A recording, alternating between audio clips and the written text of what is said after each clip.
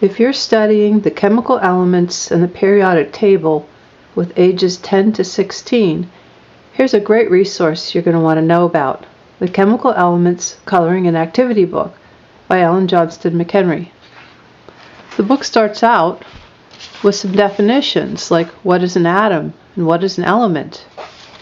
It tells how atoms can stick together to make molecules. And then it defines some terms that you may read later in the book, like atomic mass, isotope, neutrons, alpha particles, and radioactivity. It gives a brief history of how the elements were discovered. And it tells who invented the periodic table and how that came about. And then you get your own copy of the periodic table that you can color, and some coloring suggestions over here so that you can color groups like the alkali metals, the transition metals, the nonmetals, the halogens, etc. And then, of course, we have the coloring pages. Most elements have 2 pages. The page on the right will be the pictures of places the element is found in nature, or products where you'll find the element, different uses for the element. And then the facing page will have a few paragraphs of information, and it won't be things like boiling point or density. It'll be things that students find interesting, like who discovered the element and where it's found in the crust of the earth or maybe in the air, or is it poisonous, or do we use it in weapons, or things like that that kids find interesting. And then below the information we have some pictures of molecules that contain the element. So here's some sample pages.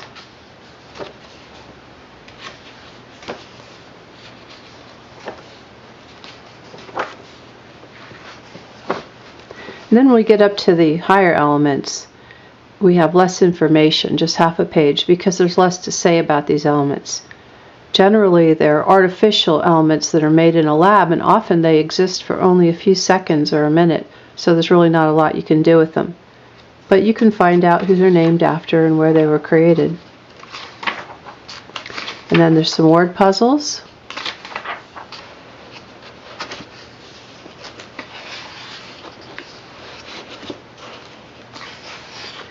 And then some activity ideas. There are activities you can do, play in a classroom. A lot of them you could also do at home. There are some games. There's a game board you can print out. And some cards, quiz cards. And then there's a set of picture cards. And you can photocopy these onto cardstock and laminate them if you want to make a nice durable set to last a while. The first thing that kids like to do with these is just to arrange them into a giant periodic table on the floor, or maybe on the wall or a table.